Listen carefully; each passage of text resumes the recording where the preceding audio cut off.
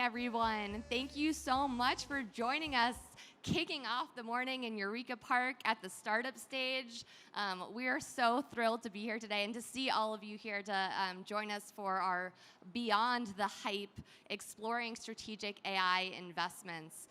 This is going to be a great panel. We're so excited to have such an incredible roster of panelists joining us today that have so much insight and are really the thought leaders in this space. I'll give you a little bit of an overview, remind you of the description of this panel, and then I'm going to hand it over to each of the panelists to do a quick introduction on themselves. We'll do some questions on stage and then leave about 10 minutes at the end for your questions, which we're really looking forward to hearing. So, AI, artificial intelligence, has advanced rapidly over the past decade and then exponentially just over recent years. And VCs are clamoring to get in on AI deals, but many of the big bets have been on foundational models like OpenAI. However, that is not where some of the best investment opportunities could be moving forward. So today we're going to talk to this panel of seasoned founders and investors, get their thoughts, their subject matter expertise, and just talk about what the future of AI investing looks like. So let me hand it over to the panelists to give a quick introduction of themselves, and we will get started. Daniela, could you kick us off? Good morning, everyone. I'm Daniela Braga, founder and CEO of Define AI. We are the largest marketplace of ethically sourced data for Gen AI. I've been in the field for 23 years, and I started in academia, big corporation, to start my own company. So I think the only path I haven't done is the investor route. You're welcome to our site anytime. Eric Shah, managing partner of Translink Capital. We're an early stage venture capital firm based in Palo Alto with offices in Tokyo, Seoul, Beijing, Taipei, and Kuala Lumpur. Our investor base includes 36 of the largest Asian tech, industrial, and financial services companies. And we invest across the entire stack of technology from hardware all the way through software. Morning, everyone. My name is Alex Gorevich. I'm a managing director at Javelin Venture Partners. We're a seed Series A firm based in San Francisco. We're known for companies like Masterclass, Thumbtack, Carbon Health. We've been investing in the AI space since 2010 with companies like Skytree, Sense Networks, and most recently in this Gen AI wave with companies like Resemble and Viable. So we've sort of seen the evolution over the last decade plus. And prior to that, I was a founder, co-founded a company, consumer electronics company called UMA, which was actually the first time I came to CES. We had a booth. Awesome. Thank you all for being here today. I mean, we have such great perspective across the board from both sides of the table. So I think this is going to be a lively conversation. There's so much hype around AI and artificial intelligence, but it's been around. I mean, it didn't just come out of nowhere. You've been in the industry for decades. So, I mean, is the hype warranted? And if so, where does it go from here? What does the next chapter of AI look like? And this is for anybody who wants to take it. Yeah, I mean, like you said, this isn't something that happened overnight. It's been decades and decades of building.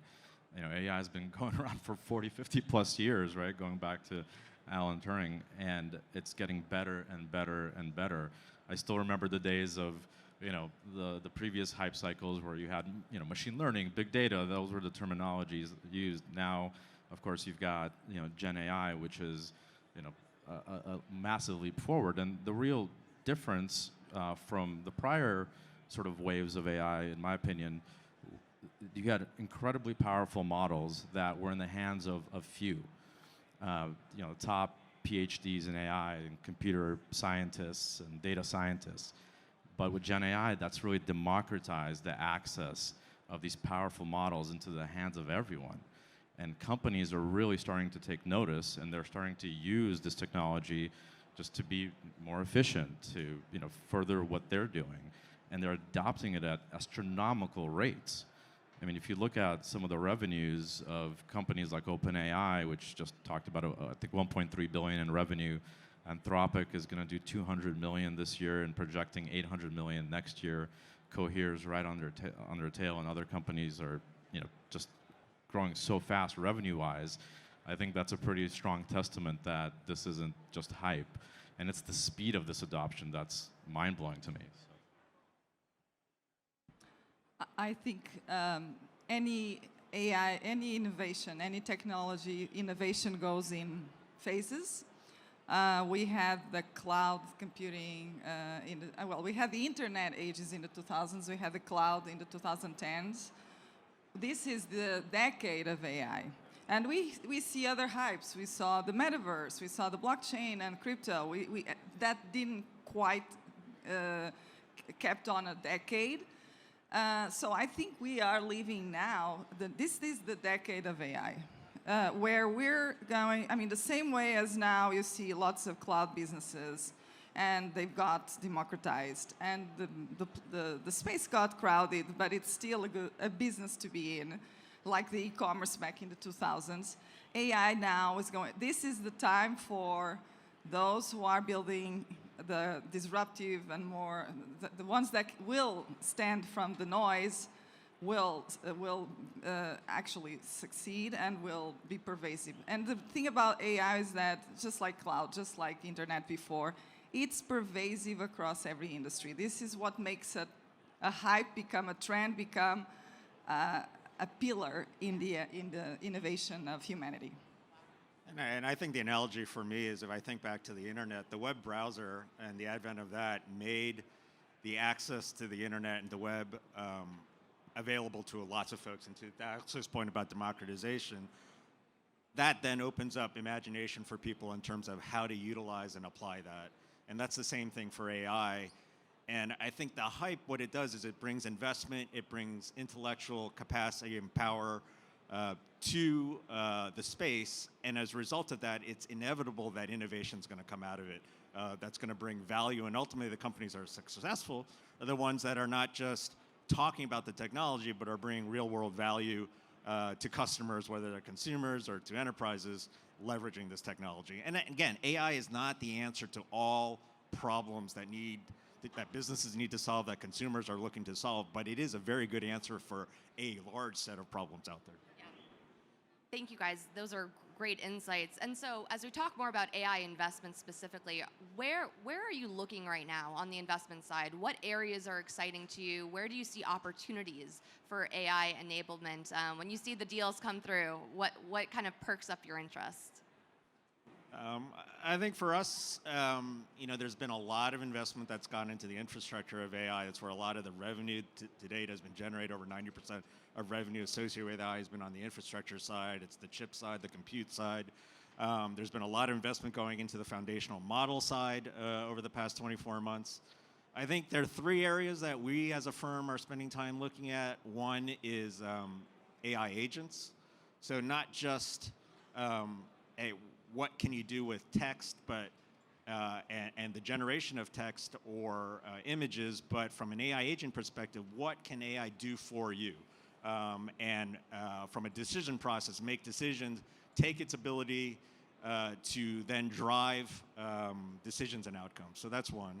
I think the second is multimodal. So a lot of what is being, that we've seen so far today has been text and image driven. But if you think about how we all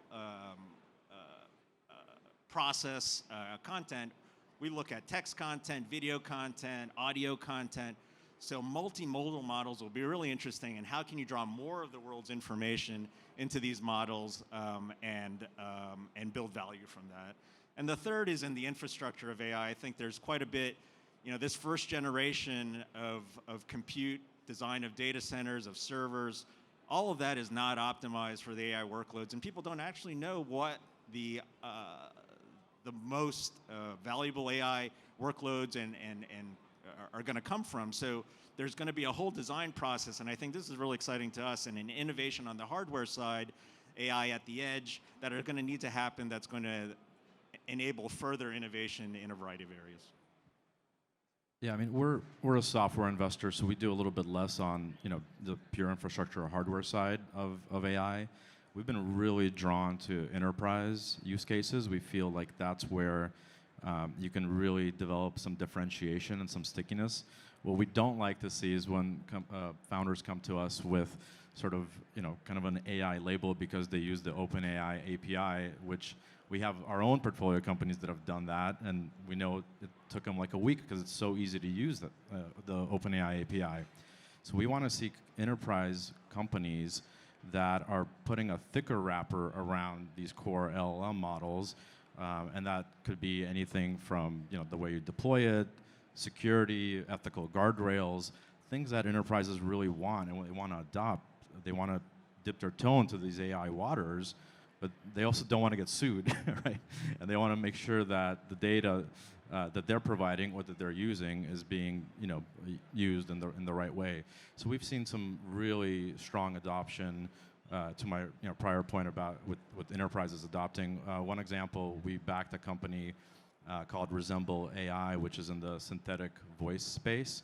They do things like text to speech and voice cloning. Customers across entertainment and gaming and the conversational AI sector.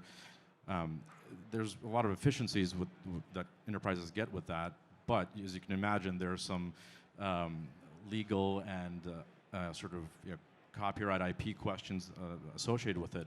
So what they've really led with is an ethically first approach, a security first approach to deployment, where companies can, again, use this technology.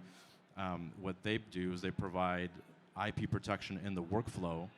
They then actually also provide a digital watermarking technology and a fingerprinting technology so that you, as a company, can be sure that whatever models are being used to train this particular voice data aren't abusing anyone else's IP. You could actually literally see the receipts from the large language model. Likewise, if you have some content and you're worried about others abusing it, you can actually go out and see if anyone is abusing your stuff as well. They also provide things like on-prem deployment, and that's something that we've seen enterprises really value and adopt. So we've been spending a lot of time in the enterprise sector, and I think that's where we're going to be spending more time. Maybe one thing I'd add is I think we also believe that data and proprietary data sets are going to have tremendous value going forward. If I think back to the internet, content at one point was king. I think data is going to become king going forward. So whether it's, we've invested in a cashierless checkout company called iFi, they are characterizing what people are doing using cameras in their shopping experience so that you can just walk in and walk out without having to go through a cashier. That's a combination of hardware plus software, understanding what's happening in the physical world and digitizing it. I'm wearing a device on my wrist that is measuring my blood pressure, as we've been talking here, called Actia. And again, it's trying to take information from an analog system, my human body, and digitizing it. And then once you have that data set, now you can apply algorithms, AI, machine learning to that to derive insights. And I think that's really interesting. I'm just going to add a quick thought. From a founder perspective and operating in this business for so long, and we are the data marketplace, I'm super happy to hear that your firms look at the ethical side of where the data comes from. Are the copyrights taken care of? Is it consented? Is it paid for? I don't see that overall as a concern of investors. Investors look at growth at all costs, and they ask very few questions to their companies, which takes us to the large investments we see, even redundant investors we see in terms of foundational models all over the place by very respected investors in the Valley, not really asking the hard questions about so growth at what cost? Is the data paid for? Is it consented? Was it scraped? Do you have all the legal rights of all the pipeline in the chain? Is it being taken care? Is your client's data in a region being taken care by people in digital sweatshops in developing countries and third world countries with the online exploitation, and really not closing your eyes to what's going behind the scenes in that, let alone that GDPR is being infringed right there by moving data outside the United States, for example, or Europe, to be handled cheaply in other locations. So these are the areas. Not to mention, is the data unbiased by design? Obviously, the internet is not, but the internet is biased by default. So how are you going to address that? And I don't see VCs asking those questions, which you see how so many companies grow so fast at all costs. Let's double click on that. Let's talk about, the obligations to be cognizant of ethics in AI. Do you have an obligation to, yeah, please. Yeah. I mean, look, I totally agree. I mean, this is not like widespread behavior. Clearly, there's, a lot of technology that's being developed that's, kind of outpacing, and sometimes the ethical considerations, regulatory considerations, et cetera. For us, it's really important, right? We're not comfortable like investing in companies that the sole purpose is, hey, we're gonna automate all jobs away and this will help the bottom line. I mean, sure, that might happen to some extent, but I think our center point is more around how is this technology going to make people's lives better? How is it going to be more of a big tent type of an approach? And the way we've sort of thought about these ethical considerations in terms of being built into the product, yes, it's good to do, it's the right thing to do, but it's also good for business. I alluded previously, enterprises right now are scared for the points that I think were brought up earlier to really adopt AI for the fear of being sued, right? So we're looking for companies that are thinking proactively about that. They're building these ethical guardrails into the product itself, which again is good for business because enterprises will feel more comfortable adopting it. I actually think one of the biggest developments, hopefully coming this year or in the next 2 years, is more on the regulatory side. I think we need clarity, and we need clarity as soon as possible. There's a few landmark cases that are happening with OpenAI against New York Times, OpenAI against Sarah Silverman, to really kind of show the precedent of how we're going to bring creators and people that are the originators of this data into the ecosystem. And I think that's going to be great for AI adoption. And I think they should have a piece of the pie because they're going to be encouraged to create more, knowing that they're going to be compensated for that. And so that's only going to, in my opinion, increase AI adoption, Gen AI adoption over time. So I welcome that. I can't wait to see what those results are, and I hope that regulators make their voices heard sooner than later, because I think it's super important. I think one of the benefits of the hype is you've got government, you've got regulators looking at this. So I was with the CTA, I think with Mara in Washington, D.C. at our annual lobby day, and all that congressmen and senators wanted to talk about was AI and the impact of AI and what did they need to do to make sure that AI was deployed and used in a way that was beneficial and try to reduce some of the negative externalities that could come from the technology. And with every technology, there are positive value that's created and negative externalities that come with it. So I think that's the good news, that the government is spending a lot of time learning here in the US about AI and engaged with the industry. And I think we'll have bad actors who will be top of news, particularly in an election year, where this will only get amplified further. And with that, hopefully what comes out of it is that with all this understanding and learning that goes on, that regulation is not made in a vacuum, and that we can find a good balance between business and creating value for enterprises and consumers, as well as managing some of the negative externalities that may come from use of the technology. This is great. Daniela, you've been in this space for a while. You've been through many fundraising rounds. I believe you've raised your Series B, correct? Yes. Tell us a little bit about your fundraising journey as an AI founder in this space. Well, first of all, it's very lonely because there's really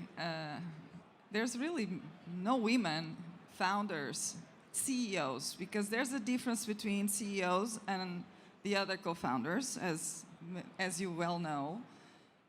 So that's that. It's probably, 2% of women raise VC capital in the world in general. In AI, that percentage is 0.0 something, right? So starts there. The other thing is, I am put against a bar and a criteria that is not, and it's definitely unconscious bias, but and maybe not. But one of the things is, in every race I had to go through, I was, especially in the beginning, especially in the early stages, I had to have revenue. I had to have customer traction. I had to have recurrent revenue. I mean, most companies, they raise, you see these foundational models, Character AI, Anthropic, OpenAI, Stability Diffusion, they raise capital with no revenue. So that starts with that. The second thing is, I mean, I heard things from, there's all the perception around, we women are, we portray ourselves in the realistic way versus men who are always, and this is proven, if there's a job application with 10 things to score, we women will say the truth. We probably score very well in 5, so in 3 more, and probably not in the last 2. But men say they score 100% on the 10. And that level of confidence is one of the perceived bias. The other thing is, I got really told along the way things like, well, you got to tone down your confidence by investors, which is something that for sure is not asked to men founders. You have to guarantee us you're not going to have more children. So I have one 14-year-old, which I didn't. That was my commitment. So there's all these things that come with the package. And of course, when I was comparing Series C, Series A, and all the rounds with my male peers, they were like, we don't have to have those KPIs. It was always the next series of KPIs for the current series of race. What a journey! But you've persevered, Daniela. I mean, you've raised. I believe you are the what is it, $80 million in? It's 84 by now. Oh wow! Congratulations. I mean, those are major accomplishments, especially in this space. So yes, yay! Woo! I just share that. I think I resonate with what you're saying, and I think our industry is like any other industry. We've got a lot of variety in it, and I certainly hope in the future that there are less folks that meet the challenges in the ways that you've had to meet them, and that we can do better as an industry for that. I always say entrepreneurs, I have the utmost respect for them because they have the toughest job in the world. As you said, it's a lonely position to be at the top. And then you have to believe, I say the difference between an investor and an entrepreneur is an entrepreneur sees 3 10-foot concrete walls, and they said, I can run through all 3 of them. And the investor goes, well, maybe 1, but I'm not sure about 2 or 3. And so, utmost respect for that. Thank you. Just one thing to add. I don't know if this will make you feel better or not, but my data points are only the companies that we see, so it's a very, very limited set. And I absolutely 12 to 18 months ago, we were seeing companies in the Gen AI space raise off the hype, no revenue, just great R&D, pedigree of founders, whatever it might be, and astronomical valuations.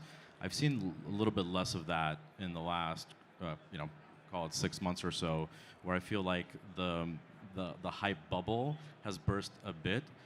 Investors still want to invest in Gen AI companies. That's almost like table stakes. Saying we invest in AI is like saying we invest in software. It's like ubiquitous. It's everywhere. And so the standards that these AI companies at least are being held to are now more similar, and at least in our purview, to other companies. So we do expect them to have revenue. We do expect them to have a real business and be able to explain that business in their go-to-market strategy as we would a SaaS company or a fintech company or anyone else. And that's changed. That, to me, 12 months ago was not that. Now it is that, so for what that's worth.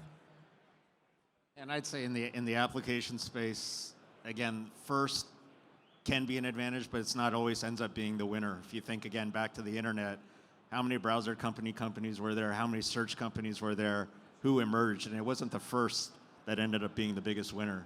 So there's a lot of, a long tail to this opportunity going forward. Friendster, or what was MySpace? Friendster, was that one of them? So long ago. Let's talk a little bit about, for the startup founders in the audience, what can set them apart when they're delivering their pitch, when they're sending you their deck? What are you looking for? What can really kind of get your attention from an investment standpoint? I mean, we have two things. I think one is as venture folks, we're looking for the size of the addressable market opportunity. You're going on a journey. If you're able to succeed in this journey, and how large a company could you build? Because for our math, there's a certain size of company, multi-$100 million, billion-dollar, $10 billion company that we're looking to fund. You can build businesses that are smaller scale than that and be great businesses, make a lot of money doing that. It may not necessarily be a venture-backable business. One is size of the scale of the opportunity. If you do achieve what you're looking to do, is it big enough from a venture perspective? The second is being at the early stage. We're really focused on you, the entrepreneur. It's a long journey, and we're really focused on people. That's the soft side of our business, and making an evaluation of that. So that's really important to us. And then it goes to what Alex was saying earlier in terms of how are you going to attack this problem. Usually there's a really big mission statement, a really big problem you're trying to attack incrementally. What are the milestones that you're going to set for yourselves to begin to make progress to that? And that's something that we spend a lot of time reviewing as well. Yeah, a plus one to all that, and we look at that as well across all companies to kind of add a couple of points for AI companies specifically, and we alluded to it earlier. We're really looking for proprietary angles. Whether it's a proprietary workflow, proprietary algorithms that are complemented by some of these horizontal LLM models, proprietary data sets. That's what we're looking for to kind of set you apart from a company that, as I said before, comes in and says, hey, we've got this integration with OpenAI, and we're going to create a social network around that. That's tougher for us, because one of my biggest fears, and our biggest fear, is thinking about a company that we invest in that overnight becomes obsolete because of the next update of OpenAI or Meta or Google. That's the worst case scenario. So we're trying to avoid that as much as possible. It may not be possible. They may still eat our lunch at the end of the day, but we want to see that defensibility being made. And then the second point is more around narrative, I would say. I don't think, at least I can't speak for every investor, but for us, it does not feel good to invest in technology that is going to, essentially automate people's jobs away. We want to invest in technology that's going to do good for people and lift them up. So, this is a big philosophical and ethical conversation about the future of AI and what that means for retraining, et cetera. And that, of course, is likely to happen. But there's also a lot of good that can happen from AI. So we want to hear that story. We want to hear the story of how this is going to help people do more. How is this going to help entrepreneurs build awesome companies? One point that I think is super relevant and critical, when we look at businesses, even if they're not building native AI applications, I want to actually see how these entrepreneurs are leveraging AI internally to help them figure out what they should do. Because what sets startups apart from the incumbents is that they're able to move faster. They're able to do a ton of experimentation, do data-driven decision making, and figure out what the right answer is. And I think Gen AI can help you do that much faster. You can iterate through tons of marketing messages and product ideas. And so that advantage for startups could become even bigger. So I also want to hear that story. How are you leveraging AI internally? Because I think we're entering a golden age of startups, primarily because of all these innovations that are happening that are allowing entrepreneurs to do so much more with so much less. And that's because of this technology that's been building for decades. such a great point. Daniela, I'll let you give maybe a final thought. As a veteran entrepreneur in the AI space, what advice do you have for startup founders that are, launching their businesses and getting out into the world of AI? Well, first of all, I'm always for controlling your IP. Just because if you don't control your IP and you rely on the latest update or the wrapper around something else, your business is at stake right there. And any migration of that wrapper to something else will be super disruptive. So I think that's the biggest thing. Control your IP. Make sure you have something that is not easily replicable. And get customers first. I think that obsession over the customers. A lot of people fall into the trap of coming out from a research project, wherever that happened, in industry or academia, and really thinking this is the coolest thing in the market.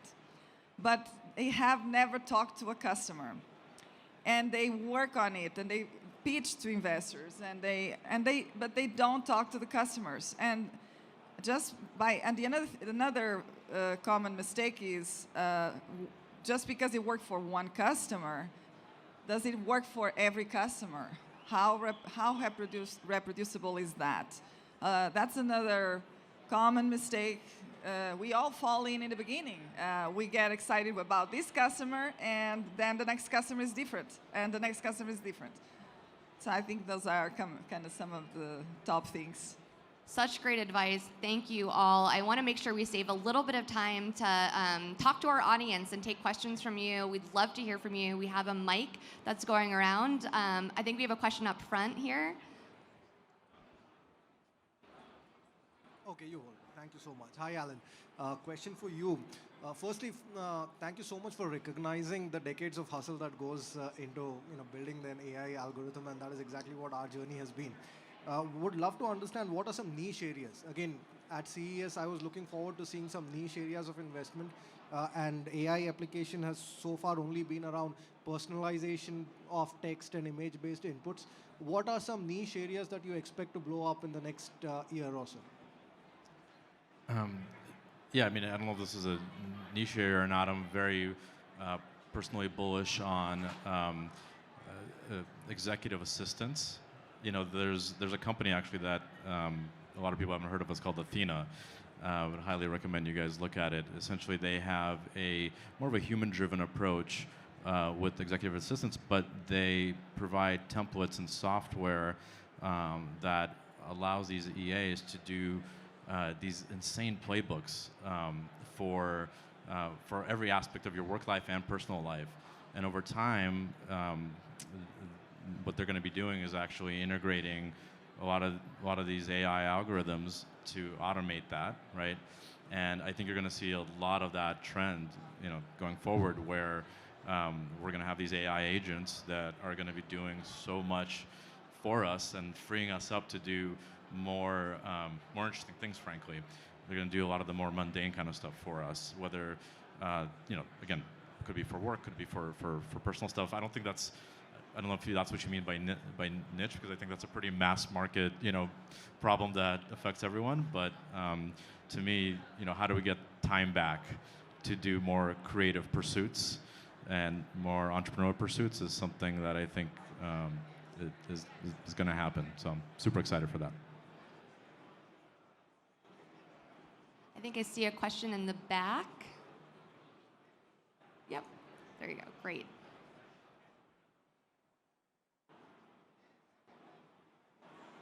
All right. Hi, how you guys doing? In early 2023, we saw a rise of these wrapper AI companies, which mostly got destroyed when GPTs were announced. How do you think about protecting startups from these big organizations when they make new announcements, almost like taking whole sections of the market out at once? What are your thoughts on that for the entrepreneurs in the room, and how can we strategically position ourselves in that situation? Yeah, I mean, I think that's something that's different about this wave in the sense that the large companies are also at the table. They're not starting from a point of no knowledge or learning and catching up, as I would say, back when the internet came around, where they were learning and the startups were helping them learn. So I think on the one hand, it's good because they are out there building their businesses around AI, and they are potential acquirers of businesses that we fund and that we build. We have to be a little bit more careful in terms of saying, looking at whether some of these areas that we think there's opportunity are within the crosshairs of some of these large companies sooner than later. They can't do everything either. And again, we've talked about the broad applicability of the technology across industries. So I think it does take a lot of work to take a generalized foundational model, augment it with proprietary data, that whole process for a particular application takes a lot of work, and there's a lot of value that can be generated from that. But you have to be aware of what the large companies are doing, and stay close to them, and talk to them and say, what are their priorities, and in some cases you may want to steer around those.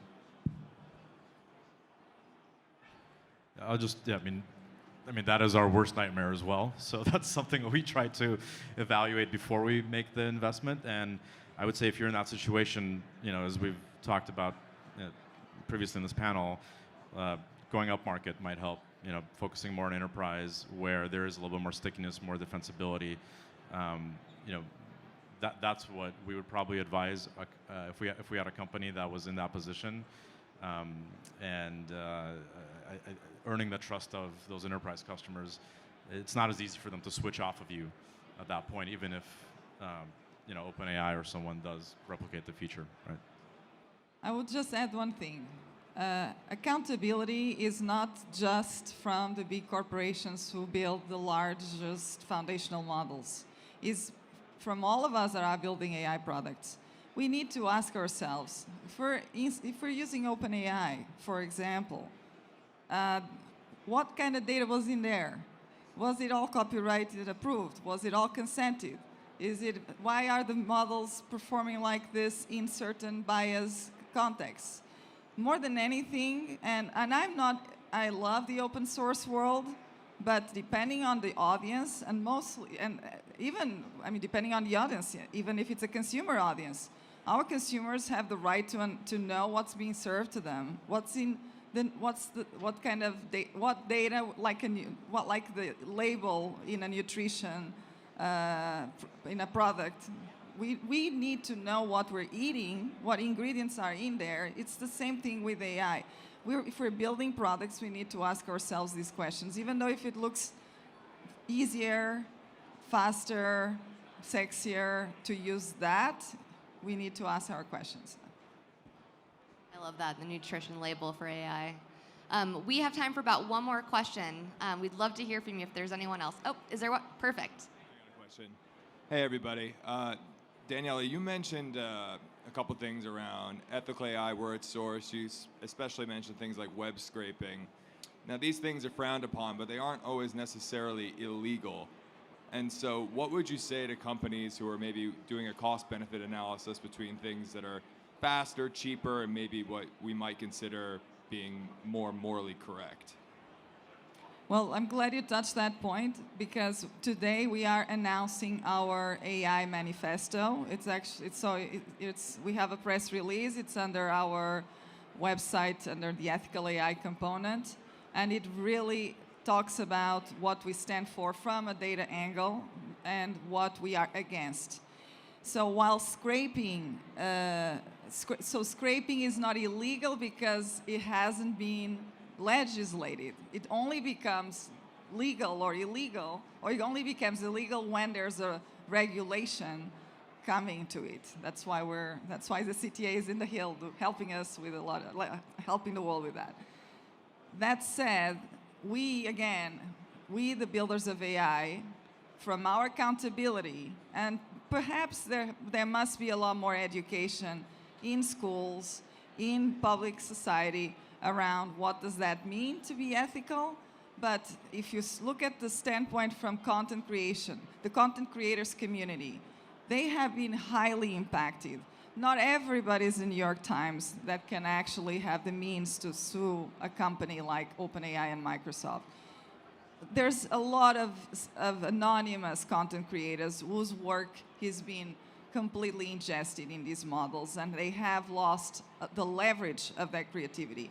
This is one angle that we do. We represent these content creators. We make their data licensable and machine learning ready. But you're right. It's only legal or illegal once it's regulated. Well, I think we have 4 seconds left. So I think that is going to wrap up our panel. You guys, thank you all for being here. What a great audience to kick off the morning at CES. Thank you to our wonderful panelists and to the CTA CES teams. We hope you guys have an awesome day at CES, and we'll see you again later. Thanks again.